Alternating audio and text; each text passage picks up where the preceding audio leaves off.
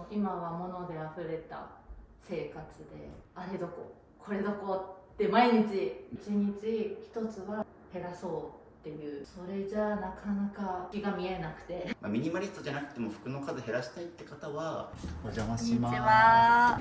おおやばい、ベランダもやばいっすねこれ何かに使えないですかねとかは禁句ですもん。これ何が悪いか分かります今。あえて閉じたんですけど、これ何が悪いかっていうと、干してるものを着ちゃったり、カゴから探したり、お母さんが散らかしてるから別にブーブー僕も片付けなくていいんだっていう、生活しづらいなとか散らかってるなっていうのなんか思ったりしてた。ついに一家乱々が数えてますねゴミ袋の数。はいどうぞ。まんまですねっていう感じで、まゆさんが初めて全然座ってもらって大丈夫です。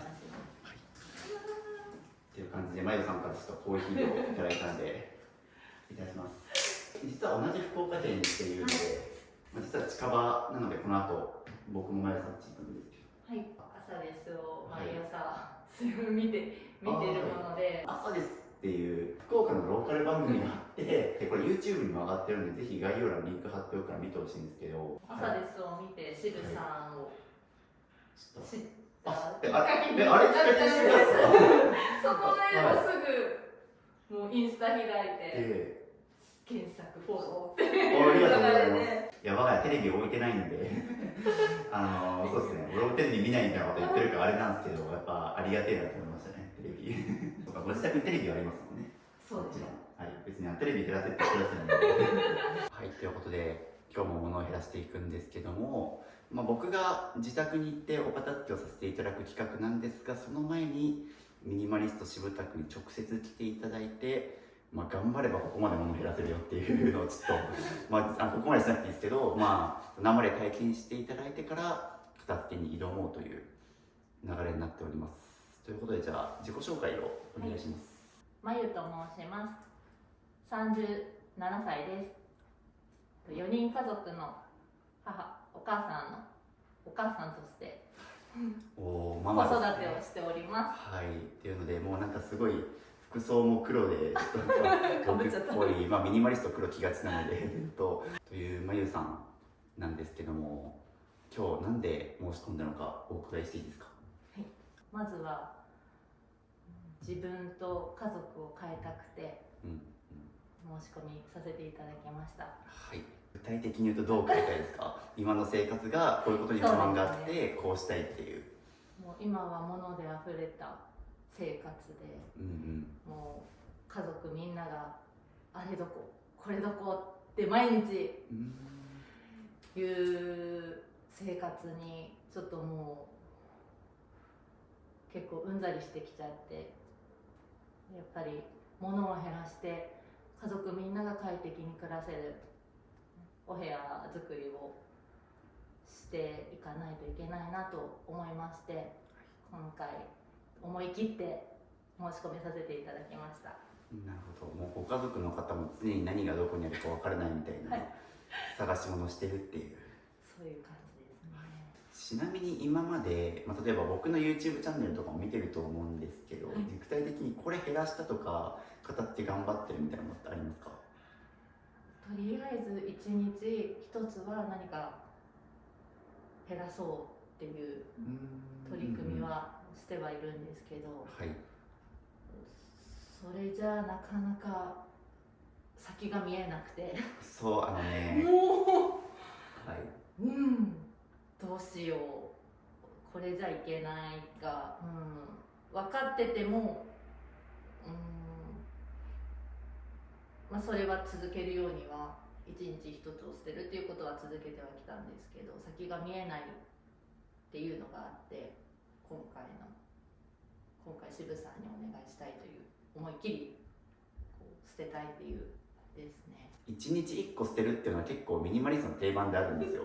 ただそれ僕圧倒的に否定派で、もう僕短期集中でやれって言ってるんですよ。っていうのも多分このチャンネルでも繰り返し言ってることなんですけど、それを今多分頑張って、ちょっとその後にもその1日1個捨てることの何が良くないのかっていうのは、まあ、ちょっとあと動画の後半でも語るんですけど、まさにまあちょっとね、なので今回はもうまとまった時間せっかくね取れたので、ちょっと短期集中で一気に減らしていきましょう。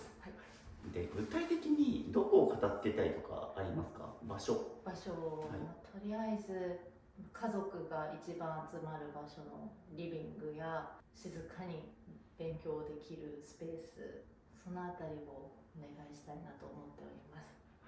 じゃあもう結構家全体散らかってるっていう感じですかね聞いてる感じだとまあ結構家も全体的に散らかってて、でも家族は常に探し物をしてる、何がどこにあるかわからないっていう状態から、じゃあ物を減らしてどんな生活したいですか？具体的にこれがしたいとか。とりあえずもうその物を探している時間がもう本当にもったいない、無駄な時間だと自覚はしているので、やっぱりその時間を有効に使って家族で、まあ、一緒にゲームをしたり、映画を見たり、こう家族楽しい時間に変えていけたらいいなと思ってます。いいですね、家族時間もっと作りましょう。そうですねはい結構時間に割れちゃってるので、やっぱそれでね、まあ普段それこそ学校に連れて行くとか、まあ他にももっとね、ご飯を作るとか掃除洗濯とかある中で、探すものってマジやらなくていいことじゃないですか。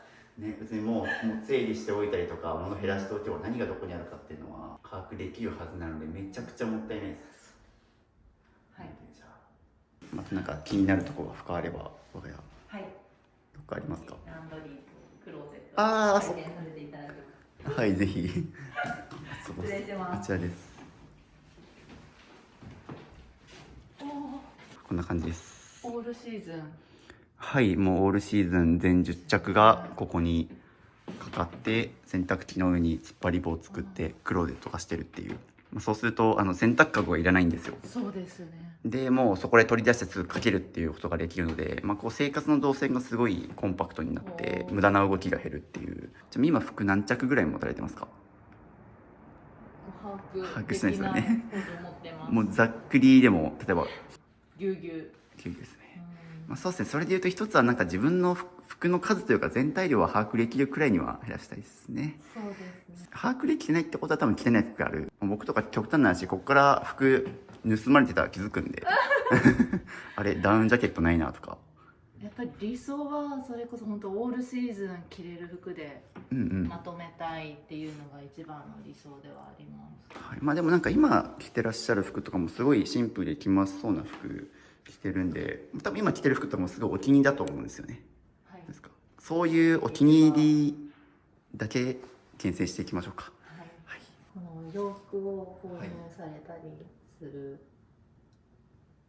のに、気をつけられてることはあるんでしょうか？買う時に気をつけてることで言うと、まあ、一つは、洗濯が楽なものを選ぶっていう、まあ、僕それこそですね、結構白ニットとか割とそういうおしゃれ着みたいなのめっちゃ好き、なんならもうファッション好きでリボ払いしたぐらい、服のためにリボ払いした時が実はあったりするぐらい美しい服が好きって感じなんですけど、どんな美しい服もこう洗濯が面倒だと愛せないみたいなのは気づいたことなので、なので洗濯が楽、まあ、今イージーケアとか結構言われたりしますけど、でデザインが納得できるものを買うっていうようにしてたりとか、まあ、あとシワがつかない素材を結構洗濯乾燥機にかけるので、まあ、生地が丈夫でとかシワになりづらいとか、まあ、あとは結構僕の場合はオールブラック。そうです、もう色決めてますね。もうこれからミニマリストになりたいとか、まあ、ミニマリストじゃなくても服の数減らしたいって方は、まあ、結構自分の服のテイストを決めたり色決めるっていうのはおすすめですね。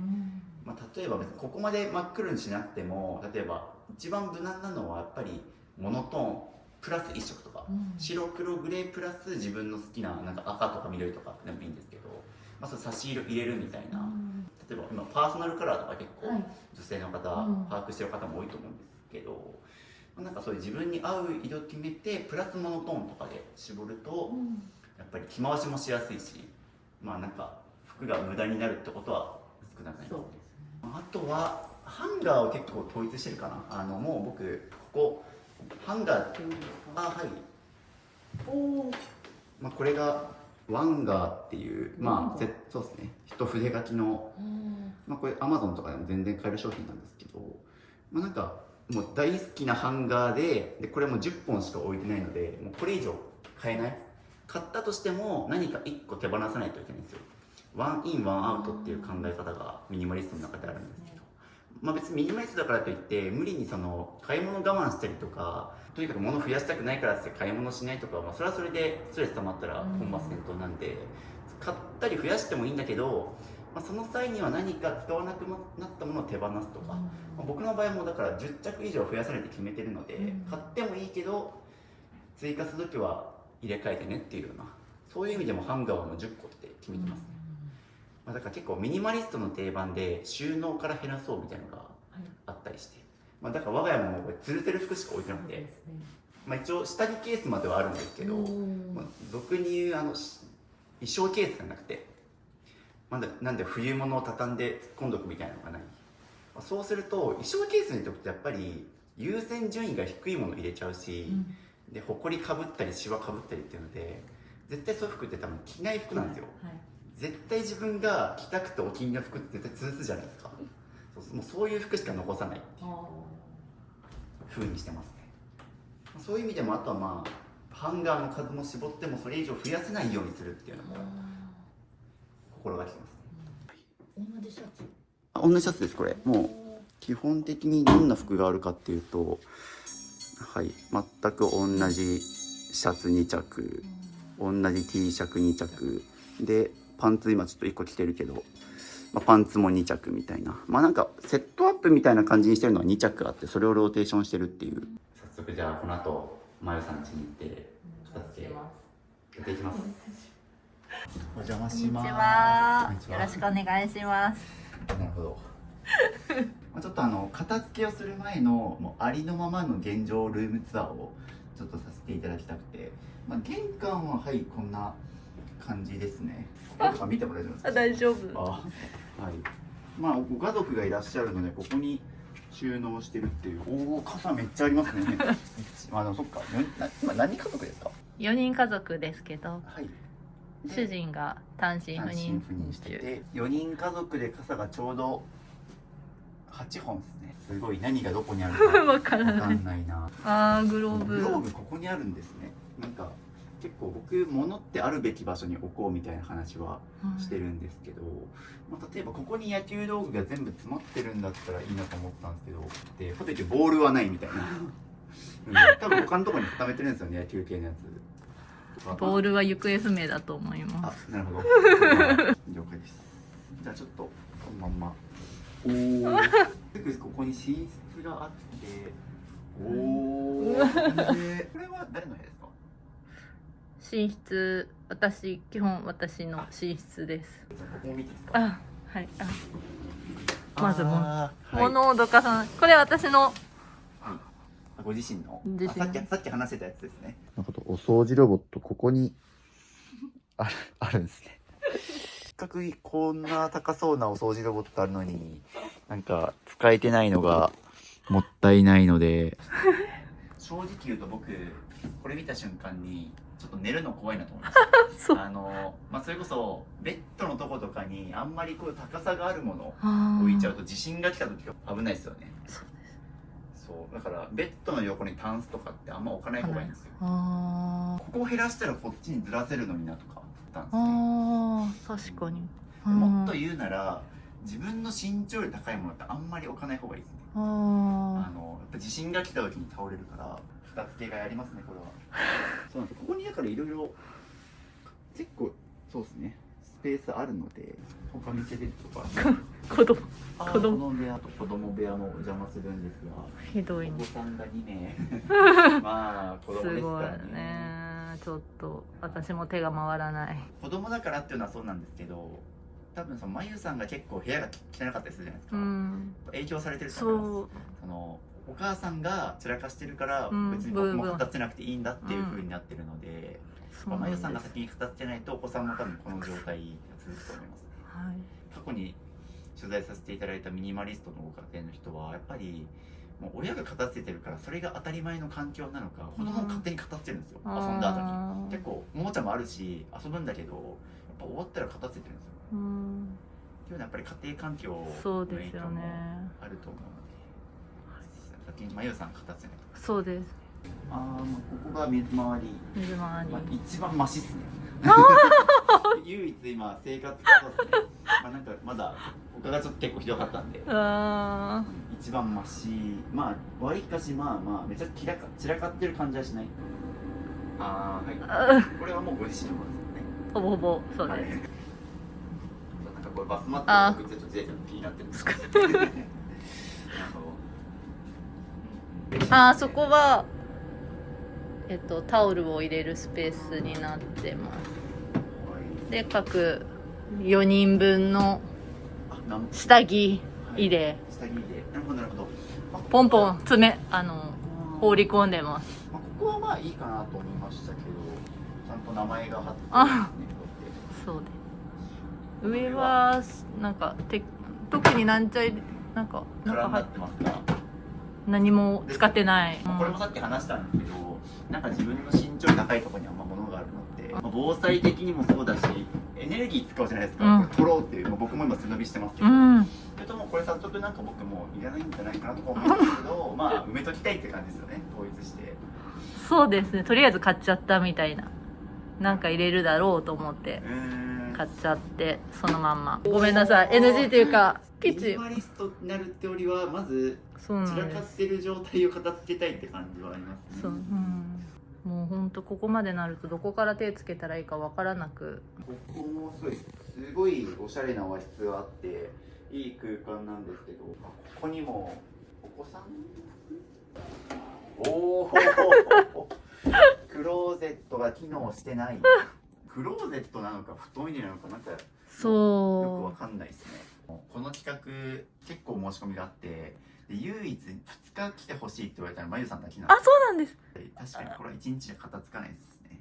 だからさっき1日1個ずつ捨てて片付かないって言ったらそれはそうですよ。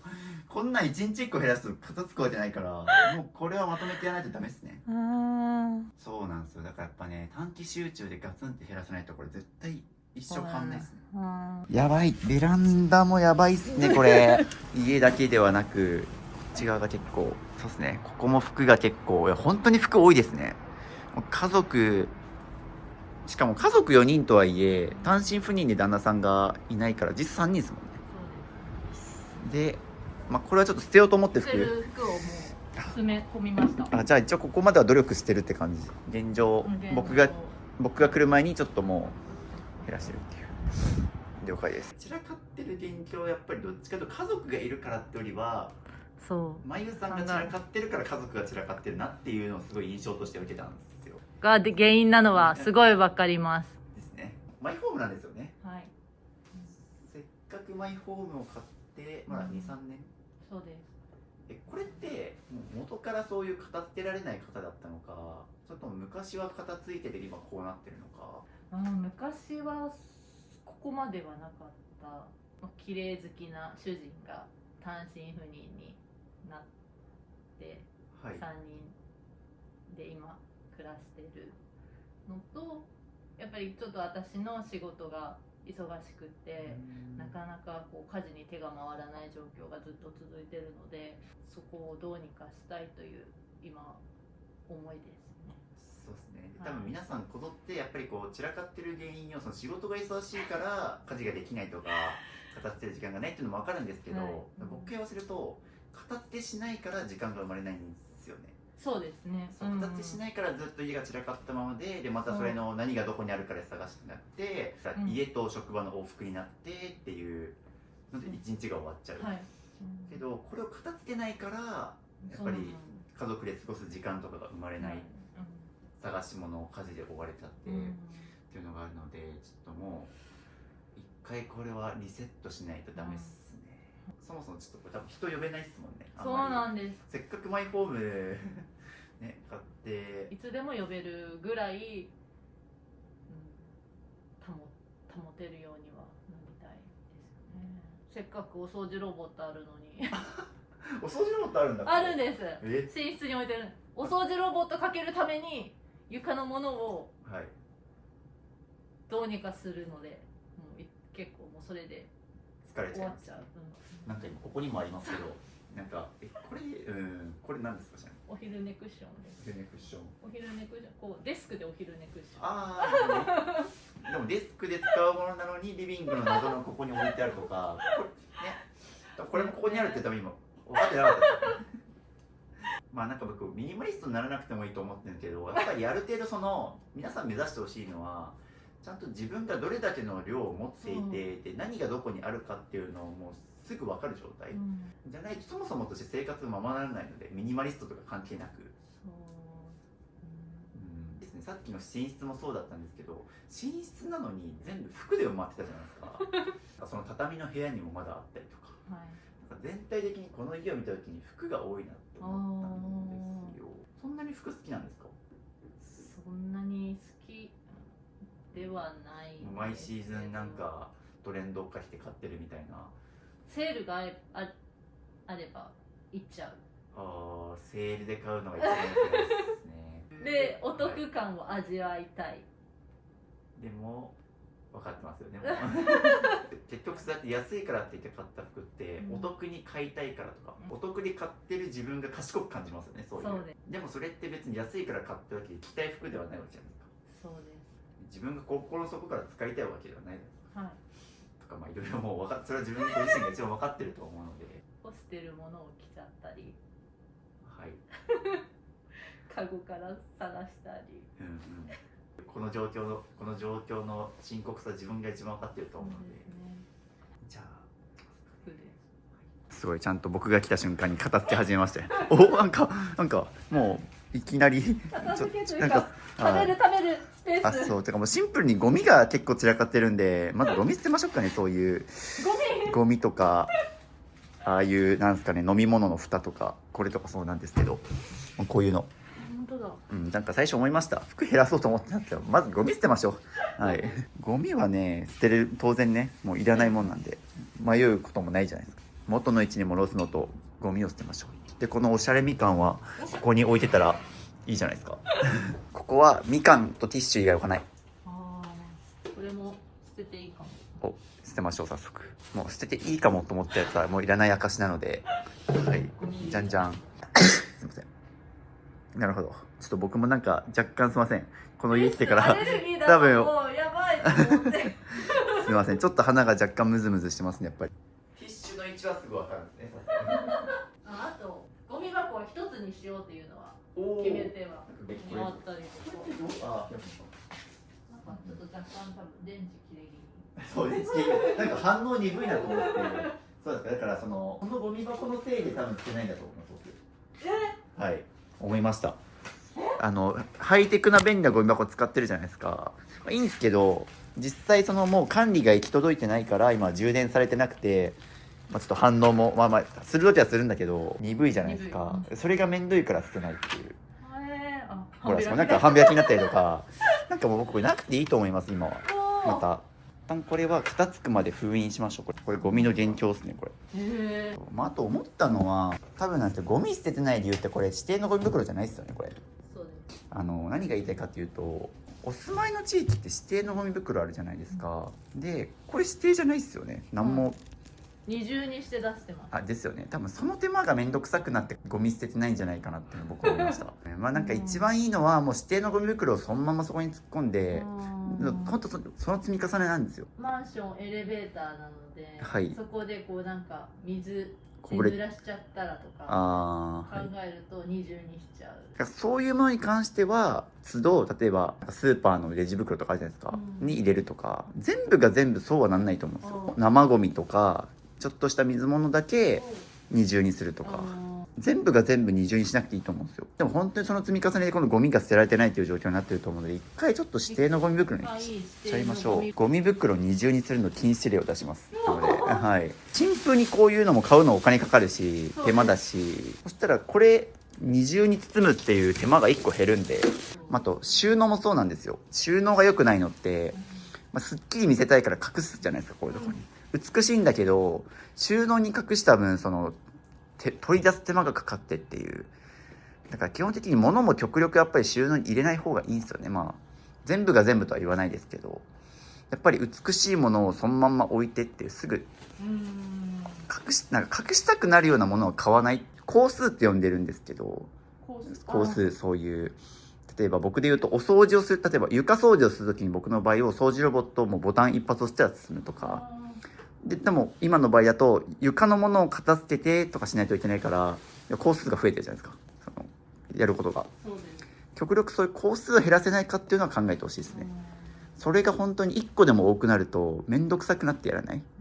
お掃除ロボット楽でしょうと思ってもやっぱ床のもの片付けるのが面倒くさいから使ってないとか、ゴミがたまるのはその二重にするのが面倒くさいからなんか入れっぱなしにしちゃってるとか、ゴミを出さなくなっちゃうとかになるんで、そうですね、ちょっとなのでアドバイスとしては工数を無駄に増やさないっていう。これです。この状態キープしましょう。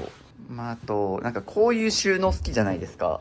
なんかここにペタペタ貼ってたりしますけど、ゴミ袋かけてたりしてますですよね。ここはもうそういうの一切しないで、せっかくのこのおしゃれな家具がなんかこれもすごいとこにかかってますね。これいやタオルハンガーですもんね。これいらないです。でもここにはいらないですよね。これももう捨てちゃいましょうかとか、これってなんですか。はいもう要は用途が説明できてないって感じですよね。何に使ってんだろうみたいな。これもここにあるのがなんか使えないですかこれ。いやその思考が良くないですね。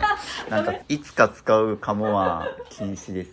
この時に使うっていうのは言えるようになったりですね。あとはもう1年以内に使ってないものは捨てるっていうのは定番ですけど、春夏秋冬で使わないものは今後も使わないので、何かに使えないですかねとかは禁句ですもん。この要領でキッチン行きましょう次。これも一緒です。なのでゴミをまず減らすのと定位置に戻す。定位置。はい。定位置がないんです。了解です。一旦じゃあゴミをやっぱりちょっと物が多いせいで定位置が定まってないっていうのもあると思うので、後ほどこれは数も減らしました。やっぱ、いっぱいありますね。初期が用途が被ってるものもあると思うんですよね。浅めの皿は家族の人数より多いしとか、かけてるし、これかけたものとか、これも大丈夫かね。はい。理由とも直置きでいいと思います。これ直置き。この量だったらめちゃくちゃ今スカスカになったんで、でかけるのもちょっとめんどくさくないですか。見やすいですけど、そのマットもいらない。これそのまま置いた方が衛生的だし、これも結局汚れてきちゃったりとかしてるんで、これ捨てちゃいましょう。こんだけ大きいスペースがあって、直で置けちゃうんですよねこれ。こっちの方が見た目も綺麗じゃないですか。ここら辺どうですか。グラタン皿はあまりしないので、はい。食器も半分ぐらいは減らしましたね。用途がかぶってたり割れてるものが結構あるんで、これとかさっきありましたもんね。シンプルなデザインのやつが。それもしかしていらないものですか。はい、結構出ましたね。それ迷ってる感じですか。捨てるかこれを。ちょっと中取り出してもらっていいですか。何が入ってんだろう。片方からなんですね。で多分なんかとりあえずさっきの水回りもそうだったんですけど隠しちゃってるから、結局乾物があったの気づかなかったじゃないですかさっき。ここにあったんだみたいな。これ何が悪いか分かります今。あえて閉じたんですけど、これ何が悪いかっていうと二重に隠してるんですよ。これ取り出すためにはここを開けて、でさらにここも開けないといけなくて、さっき話した工数ですね。工数が二重に増えちゃってるんで、これがあることにも気づかないってことになってるので、捨てちゃいましょうこれ全部。そう空だしね。本当に中ははい食べるもんだからいいんですけど、ここだってこういうラーメンとか置いてるんだったらもうそのまま直に置いちゃった方が何があるか分かるし。ちなみにこれは賞味期限切れてたりしてないかな。さすがにくそはい、これがいらないですね。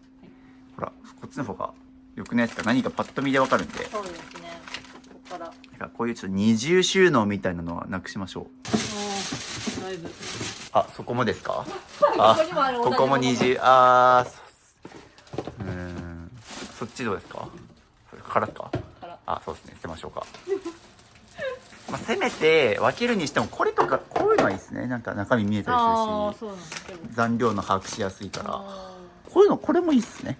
こういう透明でああいう感じで見えなくし隠しちゃうと本当に残量が分かんないんで、説明書もしてます。はい、説明書はまさにホームページ行ったらダウンロードできるんで、保証書とかがまだ残ってるんだったらいいんですけども、そんな感じでもないので、それなんですか、ボロ雑巾ですね、多分。はい、雑巾です。はい、ここにいろいろあるので用途かぶってるものが、そうですね捨てましょう。てかもうそこも全部空になっちゃった。やばい、やばい、やばいのが出てきてる。賞味期限切れてます切れて賞味期限切れちゃってますかね。あ、いつだこれ、どこに入ってる。やばい。そうですね、もうこれ2年以上前に消えてますね。2年半年経っちゃってるんで捨てちゃいますね。もったいないですよこれ。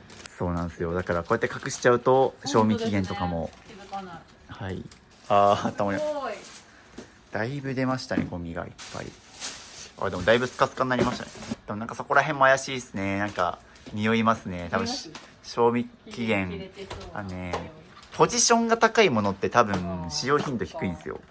取り出すのめんどくさいから高い場所に置いてるものは大体使ってないんじゃないかっていう。どうですか。やっぱりてか飽きましたねまた。てかもうこれも直で置いちゃっていいっすね。全部ここに隠す必要ないので、一旦カゴ全部なくしましょうか。やっぱりなんかそう一旦直でもそうじゃないとやっぱりさっきみたいにまた賞味期限がってことになっちゃうので、またカゴが開きましたね。普段はこれで隠しちゃってるんで見えないじゃないですか。これでいいっすね。そうなんですよ。こんだけ立派なマイホームでね、いっぱい収納あるんで、極力二重の収納はやめましょうか。めちゃくちゃハイペースですね。はい。ゴミ袋が足りなくなるかも。洗剤系がいろいろ機能かぶってるんで、例えばこれとかこれは油系でも一緒っすよね。ほぼどっち使ってます？普段お気に入りで使ってる方は左ですね。収納がギチギチなんで、ちょっとこれは減らさないと。無印良品これ大量にありますけど、これですよね、袋閉じるやつですよね。そうです。あると便利のわかるんですけど、明らかに今使ってない状態のもので、半分にするとか綺麗なやつ残しましょうか。だいぶ半分になりましたね。じゃあこれちょっと捨てておきます。はい。ここにゴミとか。そうここがねまた汚れちゃってるんですよ。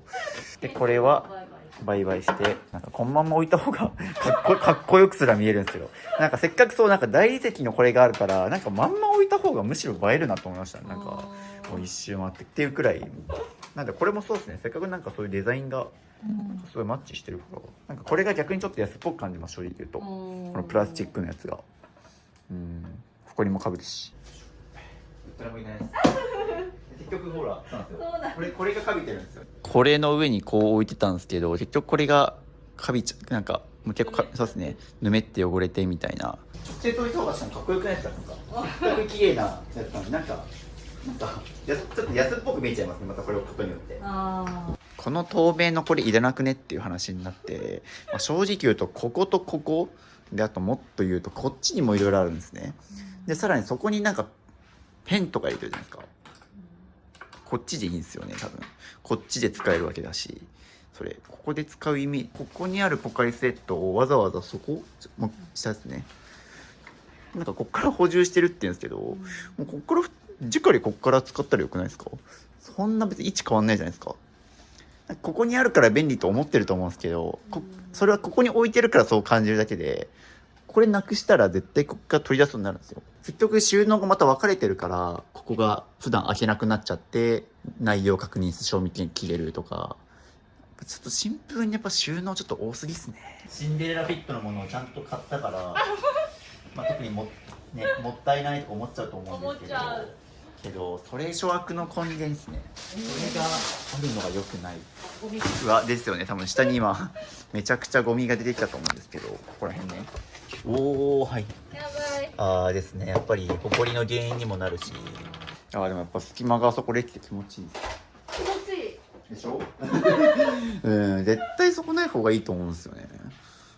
ここなんかはいもったいなくないみたいな。そう要は空白があることで使わないのがもったいないっていう。そうだってお掃除ロボットも入らないし、みたいなだったらもうなるほど。合うものを入れとこうみたいな。空間を有効活用しようとしすぎちゃってっていう感じですね。せーの。いやでもめっちゃ良くないですか？すごい。うん、やっぱない方がいいっすねこれ。3時間でだいぶ机の上、いやこの状態が一番気持ちよくないですか？すごい。はい。もう本当に最小限のうん。洗剤とかだけ置いてこれをキープする。無印良品週間何買ったんですか？チキンラーメンと。僕が働いてるやつ。あとバームクーヘン。食べ物は多いですね。ああ、無印良品週間的にやっぱセール、結構セール好きっすよね。はい。ちゃんとチェックしてセールが。お得情報とかめっちゃ見てるじゃないですか。うん、やっぱじゃあアマゾンブラックフライデーやってるとかも知ってる。はい。なんか買いました？いや、その日を待ってうん。から買い物してもいいかなと。片付け前にいろいろ買っちゃうとちょっと後悔しそうなのがなんとなく想像ついたので、セルさんに会ってみて、買い物の仕方を学べるかなと。まあただ僕基本的にはセールで買うなって言ってますね。まあ、例えばもう Amazon ブラックフライデーとかさすがにちょっとねあれなんかめちゃくちゃ高い家電が、まあ、10万円するやつが7万円で買えるとかそれくらいになっていても本当に欲しかったやつがセールに入っててで今まで買うために貯金しててでこれを気に入ってもらったらいいんですけどやっぱなんか別に、まあ、正直言うともう今ここにあるの結構こと足りてたり、まあ、食材も結構賞味期限切り出したりとかあったんでやっぱどっちかというとなんか必要なものを買ってるってよりはセールで安いからあると便利そうみたいなものを買って結果捨てちゃってるみたいになってると思うんでセールのこと調べないでいいと思ってるそうなんかお得に買い物しようと思って常にそういう、まあ、見る情報もやっぱりね調べるのにも時間かかってるし、またそれにも誘惑されて買っちゃったりとかでなんかそういうお得系の情報のフォローもピンクらいやってると思うんです普段見る情報多分インスタグラムとかチェックしてないですかインスタグラムのそういうなんかお得情報おすすめにめっちゃ上がってきますですよねとか多分お得情報まとめアカウントとか見てると思うんですけどあ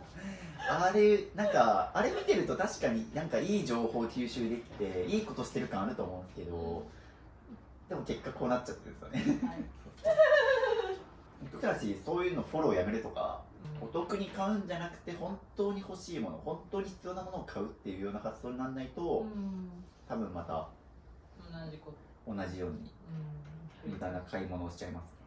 この無駄に捨てた分買わなかったらそれこそなんか旅行に行きたいみたいなさっき言ってたんですけど全然旅行も行けるし旅行行きたいですね。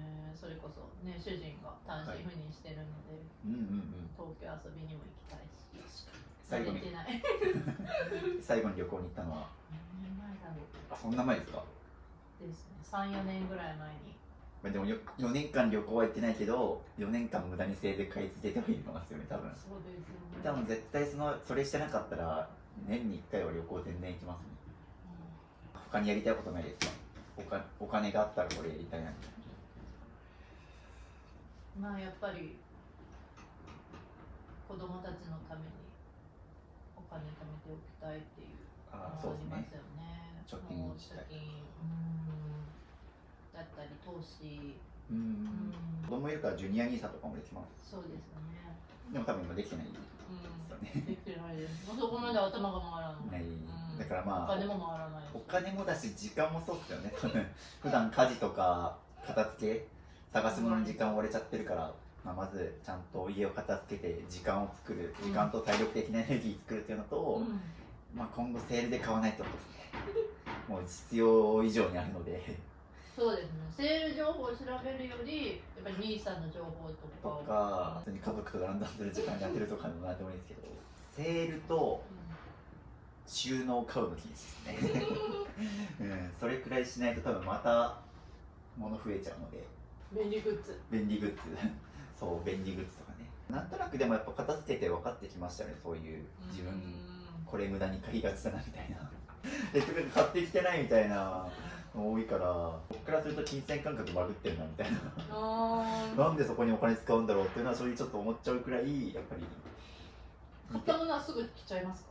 てかもう次の日から来ちゃうくらいてか僕は基本的にもう買ってきなかったことはないですね。おお、まあ、マス収集入っていいですか？ちょっとマスキングテープ大好きって感じですけど、どうですか？こんなに全部使います？全部は使わない。厳選ししたいかな。じゃあ一箱にしますか。全然収まりましたね。片付け終わりました。うわ、ゴミ袋何個あんのっていうくらい。数えられない。まだこれちなみにここもまだ詰めます。なんでここゴミ袋に詰めてないかっていうと、捨てる時にはなんで捨てることになったのかっていうちょっと原因分析をセットにしないと、自分が何を大事にしてるのかとか、どういう時に無駄に買い物しがちとかいうことがわからないので、今後同じミスを繰り返さないようにちょっとここで今から捨てていくんですけど、これもう全部いらなかった食器類、コップ類ですね。食器は純粋に趣味なのか、引き出物でもらっちゃってとか。両方ですね。ティラミは入ってる分で十分多分いけますよね。はい。なのでやっぱりそうですね、基本的にやっぱりちょっと用途が被ってるものを含めて残しがちっていうのが一つ。ハサミがちょっと3本。あと1本ありますちゃんと。ちゃんと1本あります。1本ある。捨ててみてこういう傾向があるなみたいな自分で思ったことがあれば。いつか使うだろうで残してたものばかりだなっていう。多少欠けてても使っちゃってる。ただやっぱりちょっとそれって見ててテンション上がんないなとか。そうですね。ここも詰めていきますかね。なんか今写真撮って捨てる感じですか？はい。これなんか思い出のあれなんですね。子供が作ったお皿でかけちゃってたり。数えてますね、ゴミ袋の数。いや、僕5年間結構5年間というか YouTube 始めて5年間何回か片付けたんですけど、こんなに一度にするの初めてです。という感じでこの収納の山も丸々1個開きました。収納の山がなんかアート作品みたいに積み上がってますね。おー、本当に終わりましたね。おー、すごい片付きましたね。デスクの上もリモコンだけになって、お掃除ロボットも空いたスペースに。いや、これちゃんともっと動かせるようになったら多分日々の掃除も楽になるんで、もっと自由な時間生まれますよ。はい、めっちゃいいもの持ってるからねこれが本当に物置に眠ってたのが本当もったいないですね。すごい。お、動いた。お掃除ロ久しぶりにだって感じですけ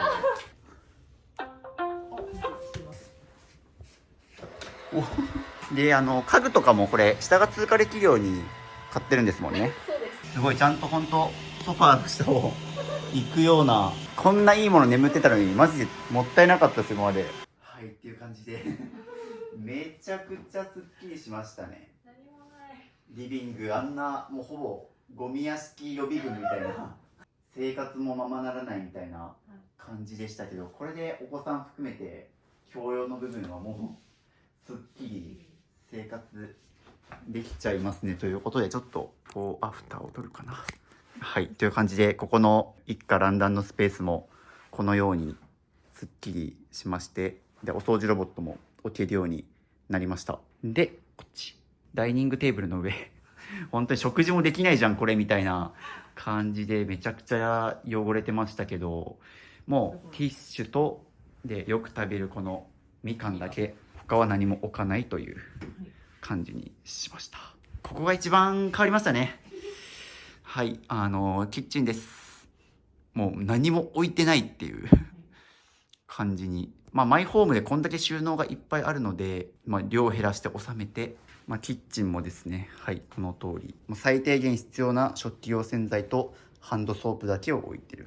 でこの辺りもそうですね、本当に使うものだけ厳選して置いて、いやめちゃくちゃ片付いたな本当ということで一日お疲れ様でした。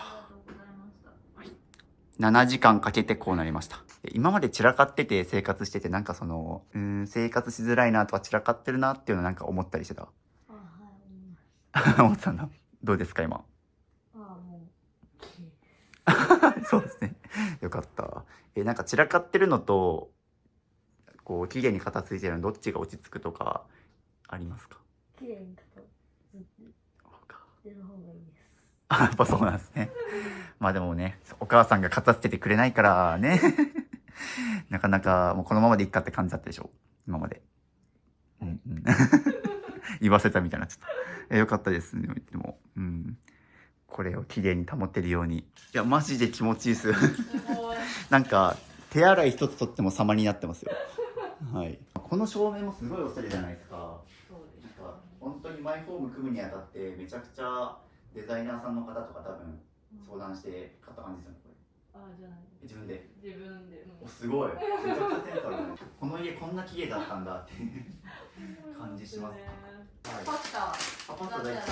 はい。うじゃあ片付け後初のご飯ですね。それがちなんて。ああ、いえいえ、もう疲れてると思うんで。今までってどうやって置いた？もう置くスペースもなかったじゃないですか。ここで切って、このスペース。もうまな板1枚置ければよし。こんな広いのにここしか使ってない。我が家より狭いですよ。我が家のクソ狭キッチンよりも狭いとこで。で、できたら取り来てみたいな。なるほどなるほど。これはめちゃくちゃ実に楽しくなります。確かに。ありがとうございます。美味しそうなパスタが。僕ブロッコリーめっちゃ大好きなんですよ。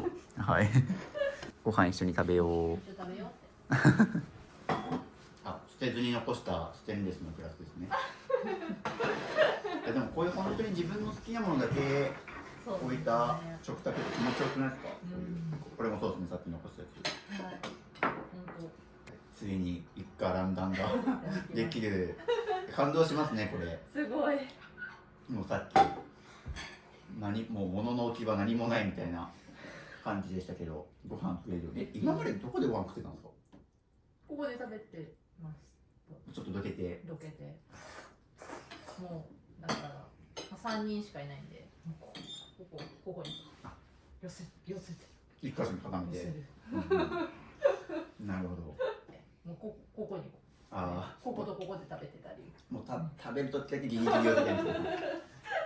してましたね。うちの実家もそういうな感じの時あったな。確かにご実家のビフォーアフターも拝見しました。あ、そうです。案外汚れ散らかった時とかはそんな感じでした。旦那さんが年末年始に単身赴任から戻ってくるって言っちゃう時に、まあなんか驚かせたいみたいな言ってますけど、これどうですか？驚かせられそうですか？どう？びっくりするかな。ね。あ、じゃあもうお父さんも帰ってきてゴミなんか散らかってるのが当たり前みたいな。ですね。あ、そうなんだ。毎回ね。またみたいな。ああ、じゃあ旦那さんが諦めてるみたいな。旦那さんだってこんまり先生の本を渡すくらい、まあ本人は整理整頓好き、片付け得意で。そうですね。もう旦那さんも呆れてみたいな感じだったんですか。なるほど。反応楽しみそれ。びっくりするかね。ね、ある意味でね。できるやんみたいな。そうっすよ。あんだけ減らせたんだから。まあだから多分減らせるんですよ。まああとは今後は無駄に買わないっていうような。あとスイッチがなかなかやっぱり、はい。まあそれこそ忙しいっていうのも理由に言い訳にして片付ける機会を無理やり作るというか、まあ、おすすめしてるのはやっぱり僕は土日とか、それこそ大型連休が来た時、年末年始もそうだしゴールデンウィークとかっていう時にもう片付けの日を作る。で、まあ、家族とかも一緒にやるっていう。まあそこをなんか遊ぶとかに多分やりがちなんですけどみんな。でも家が綺麗になるとやっぱり外に行くことがなくなるというか、まあ、家が快適すぎてなんか外に行って遊ばなくても家でこうのんびりして、ゴールデンウィークとか過ごすことがね、まさに大型連休の時とかって外行っても人多いじゃないですか。時にやっぱ家でも過ごせるっていうのは、まあ、選択肢として取っておくと。そうですね。そっか、じゃあもう今まであんま家にいたくないから外出るみたいな。そうだからやっぱそこでお金使っちゃう。なるほど、マジリアルだなそれ。なるほど。3食外食とかやっぱやっちゃうと、ね、お金はたまんないですね。ですね。外に出かけても今後なんかそのセールにつられてとか、買い物目的で出るみたいなことは減ると思うですよね。これが続けば。僕たちが住んでる福岡って、まあ、自然とかも豊かなんで、そういう公園とか海に行くとかでもいいだろうし。そうですね。今回、恥をさらす覚悟ではい応募したんで、うんよかった。ここまで買われてよかったです。いや僕もめちゃくちゃやりがい感じましたね。はい、でもこれの機会逃したらもう絶対無理だと思っちゃって、もう最初から同じ福岡って分かってたので、はい、もう速攻送っちゃったっていう。いや嬉しいです。一番でしたっけ？そう一番乗りで。それ一番乗りと思う。もうどうせ落ちるだろうなって。しかも今どうですかこれ？ないね。いつも。いつもね。朝まで残ってるとか。はい。確かにね今自然とさねちゃんと片付けに行ったけど今までやってることなかったもんね。多分それびっくりしただって今まで散らかってたから行こうにもできないですもんねそれが。そうそう散らかってるから戻しに行けないみたいな感じだもんね。おおすごい早速。すごいね。偉いよ。びっくりした。ね、普通に行った。普通にね別に指示したわけでもない。いつも朝の私もあまりぐちぐち言いたくないので寝るまでどうするのかなっては、めっちゃ嬉しい。でやっぱ朝までのことだとはいもうみたいなずっと残ってるじゃんって朝からね言ってるよね。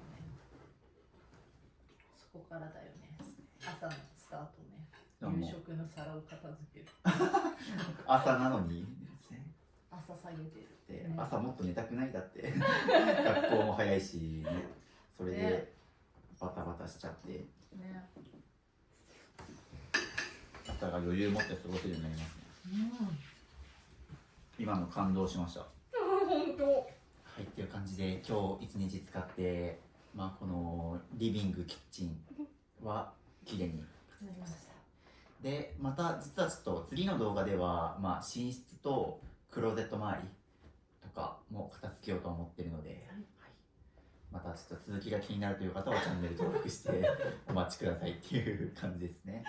はい、ちょっと一回片付けるだけじゃなくて今後もちょっと変化、ちゃんとこの状態が続いてるのかとかちょっと経過観察するので、今後もちょっと応援してます。よろしくお願いします。じゃあまた来る時まで片付けお待ちください。ありがとうございます。ではではお邪魔しました。ありがとうございました。バイバイ。はい、ということでこのチャンネルでは引き続き視聴者さんの家を片付けていきます。もし自宅を片付けてほしいという方がいらしたら概要欄の URL、Google フォームから申し込みできますので応募お待ちしております。